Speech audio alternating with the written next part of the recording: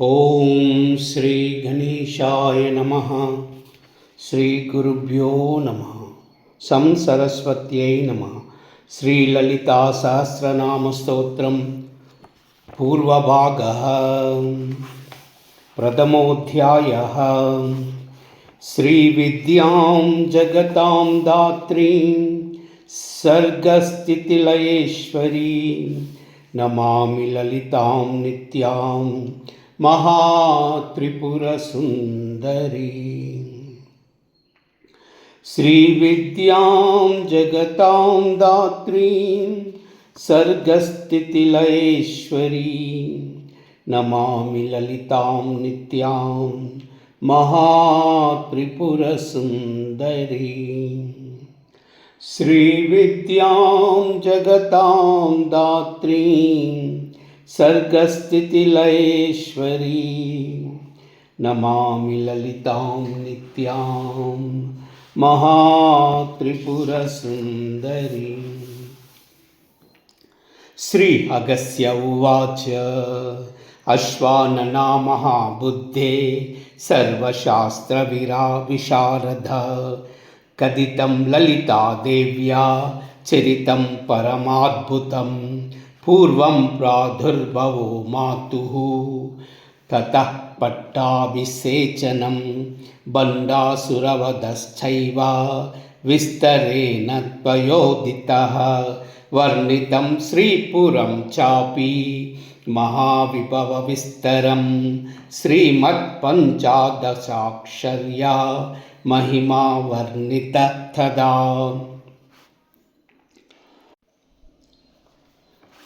षोडशोन्यासादयन्यासखण्डे समीरितः अन्तर्यागक्रमश्चैव बहिर्यागक्रमस्तदा महायागक्रमाश्चापि पूजाखण्डे समीरितः पुनश्चरणखण्डे तु जपलक्षणमीरितं होमखण्डे त्वयोप्रोक्ता होमद्रव्यविधिक्रमः विचक्रराजस्य विद्याया श्रीदेव्या देशिकान्मनो रहस्यखण्डे तदात्मात्यं परस्परमुदीरितं स्तोत्रखण्डे बहुविधा स्तुतयः परिकीर्तिता मंत्रिणी दंडिनी देव्यो प्रोक्ते नाम सहस्रके न तु श्रीललिता देव्या प्रोक्तं नाम सहस्रकं तत्र मे संशयो जातो हयग्रीवदयानिधे किं वा त्वया विश्रुतं तत् ज्ञात्वा वा समुपेक्षितं मम वा योग्यता नास्ति श्रोतुं नाम सहस्रकं किमर्थं भवता नोक्तं तत्र मे कारणं वद. सूत उवाच इति पृष्टो हयग्रीवो मुनिना कुम्भश्चन्मनाः प्रहृष्टो वचनं प्राह तापसं कुम्भसंभवं. श्रीहयग्रीव उवाच लोपामुद्रापते अगस्त्या सावधानमनः शृणुः नाम्नां सहस्रकं योनुक्तं कारणं तद्वदामि ते. रहस्यमिति मत्वाहं नोक्तवान् तेन चान्यदा पुनश्च पृच्छते भक्त्या तस्मात् तत्ते वदाम्यहं. ब्रूयाश्चिष्याय भक्ताय रहस्यमभिदेशिकः भवता न प्रदेयं स्यात् भक्ताय कदाचन न शटाय न दुष्टाय न विश्वासाय करिचित् श्रीमातृभक्तियुक्ताय श्रीविद्यराजवेदिने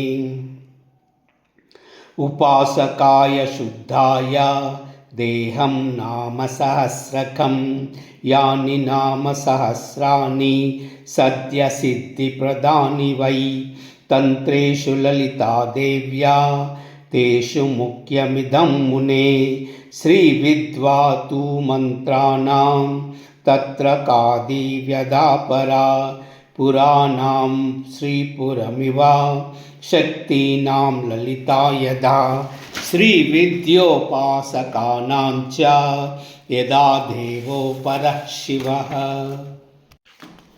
तदा नाम सहस्रेषु परमेतत्प्रकीर्तितं यदास्तस्य पठना देवी प्रीयते ललिताम्बिका अन्यनाम सहस्रस्य पाठान् प्रीयते तदा श्रीमातुः प्रीतये तस्माद् अनिशं कीर्तयेदिदं बिल्वपत्रश्च चक्रराजे योच्यते ललिताम्बिकां पद्मैर्तुलसीपत्रैर्भिः नाम सहस्रकैः सद्यप्रसादकं कुरुते तस्य सिंहासनेश्वरी चक्रराजादिमभ्यर्च्य जप्त्वा पञ्चदशाक्षरीं जपान्ते कीर्तयन्नित्य इदं नाम सहस्रकं जपपूजा दश्यकश्चे पठेत् नाम सहस्रकं साङ्गार्चने साङ्गजपे यत्फलं तद्वाप्नुयात् उपासने स्तुतिरस्य पठेत् अभ्युदय हि सः इदं नाम सहस्रं तु कीर्तये नित्यकर्मवत् चक्रराजार्चनं देव्या जपो नाम्नां च कीर्तनं भक्तस्य कृत्यमेतावा धन्य अभ्युदयं विदुः भक्तास्यावश्यकमिदं नाम सहस्रकीर्तनं तत्र हेतुं प्रवक्ष्यामि शृणु त्वं कुम्भसम्भवः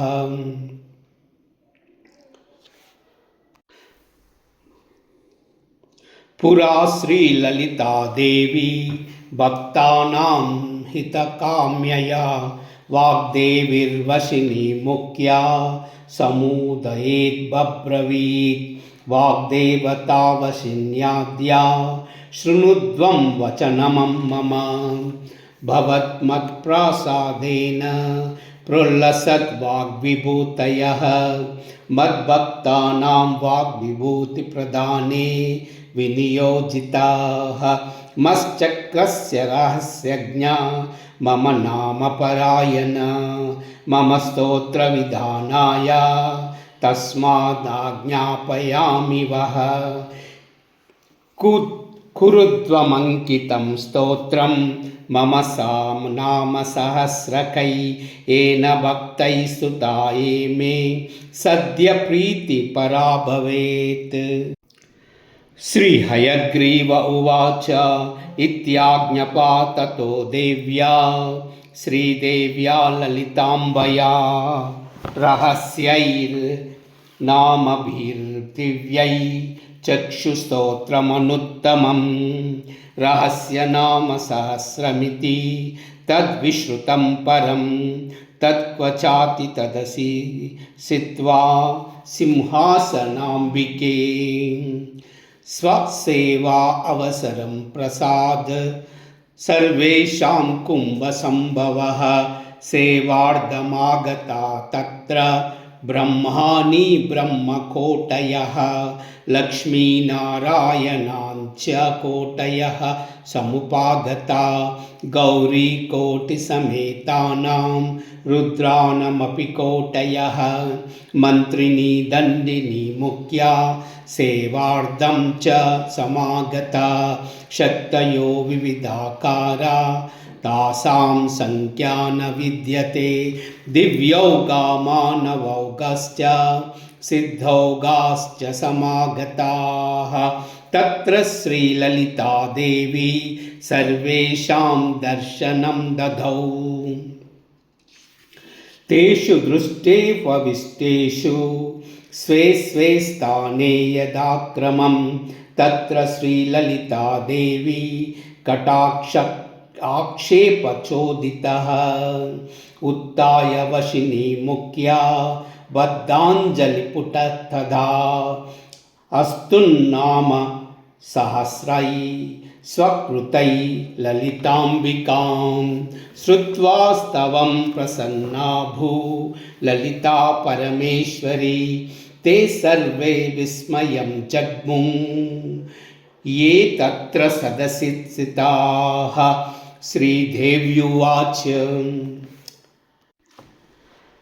ततः प्रोवाच ललिता सदस्यान् देवतागणान् मम आज्ञायैव वाग्देव्या चक्रुसोत्रमनुत्तमम् अंकितं नामैर्दिव्यैर्मम प्रीतिविदायकै तच्छृणु त्वं सदा यूयं स्तोत्रं मत्प्रीतिवृद्धये प्रवर्त्यधं भक्तेषु मम नाम सहस्रकम् इदं नाम सहस्रं मे यो भक्तः पठेत् सकृत् समे प्रियतो आज्ञा तस्मै कामान् ददाम्यहम्। श्रीचक्रे मां समर्च्य जप्त्वा पञ्चाक्षरी पञ्चनामसहस्रं मे कीर्तये मम तुष्टये मामर्चयतु वा मा वामद्यां जपतु वा न वा कीर्तये नाम सहस्रमिदं मत्प्रीतये सदा मत्प्रीत्या सकलान् कामान् लभते नात्र संशयः तस्मन्नाम सहस्रं मे कीर्तयध्वं सदा आदरात्। श्री हयग्रीव उवाच इति ललितेशानि शास्ति देवान् सहानुगान् तदाज्ञया तदारभ्य ब्रह्म विष्णु महेश्वरः शक्तयो मन्त्रिणी मुख्या इदं नाम सहस्रकं पठन्ति भक्त्या सततं ललिता परितुष्टये तस्मादवश्यं भक्तेन कीर्तनीयमिदं मुने आवश्यकत्वे हेतुस्ते मया प्रोक्ता मुनीश्वरः इदानीं सा नाम सहस्रं वक्ष्यामि श्रद्धया शृणु। इति श्री ब्रह्माण्डपुराणे श्री हयग्रीव अगस्त्य संवादे ललिता सहस्रनाम स्तोत्र पूर्वभागो नाम प्रथमोऽध्यायः। श्री ललिता चरणार्पणमस्तु। ओम कैलाह्री असकालाह्री सकालाह्री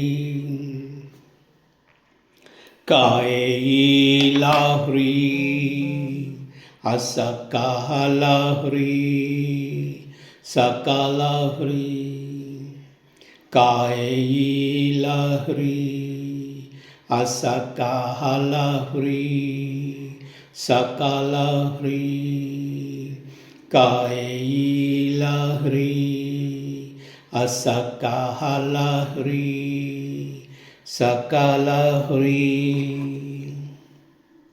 सर्वमंगल।